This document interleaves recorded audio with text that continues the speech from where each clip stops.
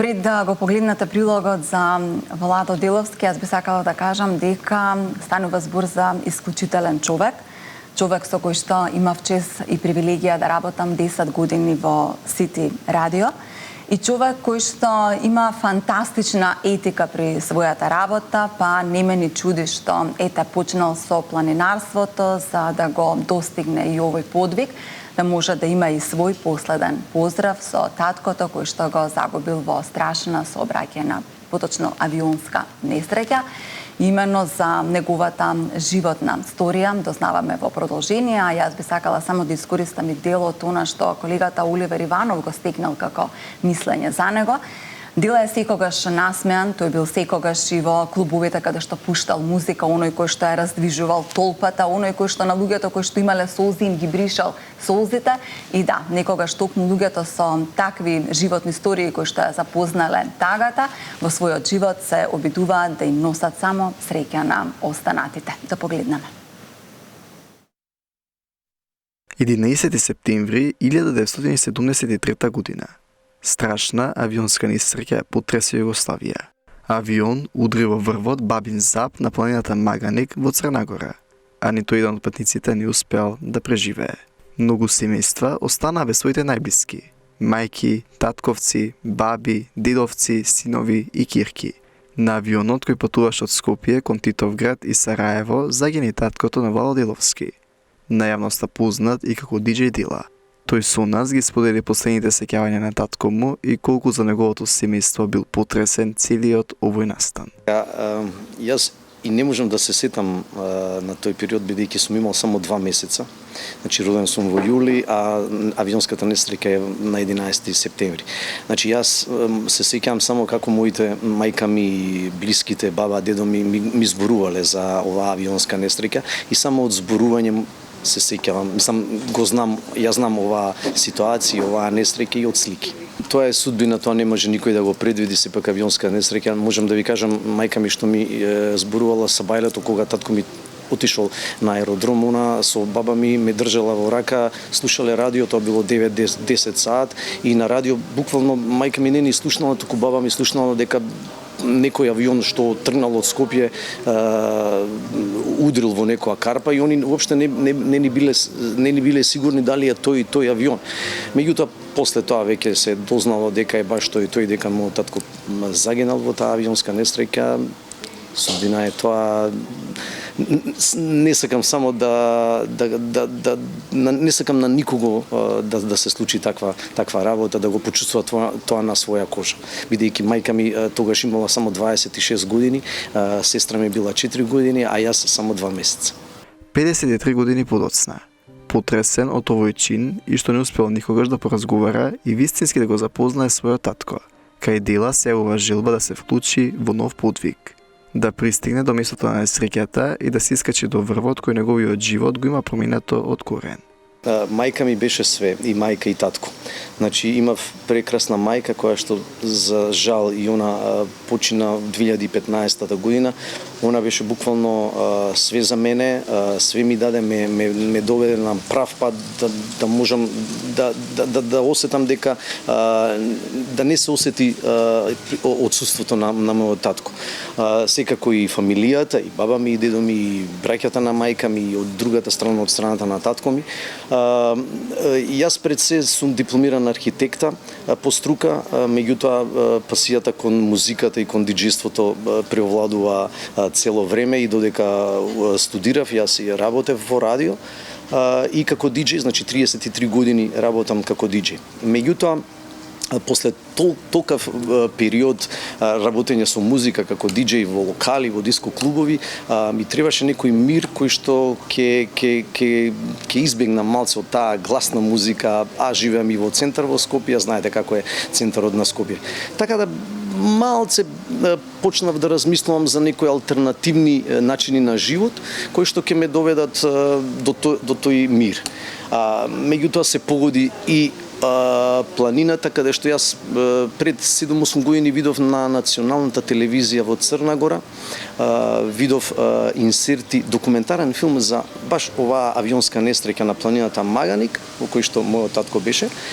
Па така ми дојде идејата да да истражам малце повеќе околу несреќата, околу што се случува таму и да можам па и јас да отидам на таа планина. Подготовките за Маганик траеле неколку години, бидејќи Маганик како планина е сурова, стрмна и предизвикувачка за секој неискусен планинар. Деловски како дел од подготовката ги има искачен на речиси сите редови во Македонија, а сега конечно стана подготвен и за предизвикот кој го чекал целиот свој живот. Прво почнав да истражувам на телевизија каква е таа планина во Црна Гора, Маганик, дека тоа е централниот дел на Црна Гора, дека е сурова планина и дека не би можел туку така јас да отидам таму. Така да цело време размислував да можам преку со некое планинарско друштво, со некој тука да може да ме вклучи прво во Македонија, па после да можам да истренирам. Меѓутоа јас 10 години веќе сум пливач и пливам. Пред 3 години почнав да одам на планина, и тоа со планинарското друштво I Love Hiking, група Македонија, кој што е одлично организиран клуб, а меѓутоа има фантастични водичи. Можам на вашите гледачи да им кажам дека се такви професионалци кои што еве сме биле и во Италија, и еве одат и во Русија, и во Бугарија. Луѓето таму буквално ги знаат и знаат какви професионалци се им симнуваат капа. Така да пред 3 години јас почнав да планинарам со нив и во Македонија за овие 3 години буквално искачив све што тоа планинарско друштво ми дозволи да искачам. Значи Титоврв 4 пати, Кораб 3-4 пати, Караџица, кај Макчалан, Осоговски планини, врвот Кадијица на исток, на Шар планина буквално Плат, Среден камен, Карабунар, Бакардан, Титоврв веќе го спомнав, над 10, значи планините што се наоѓаат од спротива на Бигорски манастир, тука е Црвена плоча, првиот врв, вториот врв Рудина, ќе го одам сега, август месец, потоа Крчин го искачив и тука се наоѓа и Веливар. Други планини, Пелистер во Македонија, со нив сум бил на највисокиот врв на Балканот, тоа е Мусала во Бугарија, 2925 метри надморска висина. Со нив бев исто така во Црна Гора, меѓутоа Комови, планината Комови, од каде што пред 2,5 години кога се качивме на тие планини, на еден врв кој што се вика Леворучки врв, ја видов оваа планина Маганик, каде што авионот удрил на еден од врвовите на Маганик. Патувањето до Маганик се случи оваа година, а истиот воопшто не бил лесен. Овој пат бил голем предизвик не само за Дела, туку и за сите оние кои биле заедно со него на искачувањето. Кога го гледав видеото, што беше ставено на YouTube, видов дека стварно е тоа карпа брутална и тешка. Значи не нашите планини се питоми, меки. Ова е све карпа. И со самото одење на тие карпи, буквално од каде што тргнавме до врвот, све беше карпа и све беше меѓутоа чудни карпи. Еве ќе кажам, Маганик планината е и се 3 врва, Трештени врв, Бабин зуб, каде што удрил авионот, и Мечкин врв, или они го викаат црногорците Меджеджи врв.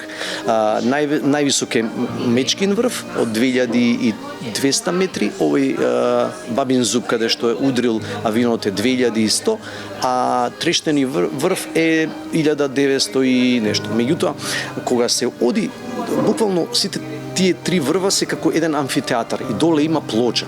Самата таа плоча карпеста е направена кога ќе видите земја кога нема вода испукана. И ова е карпа, камен испукан.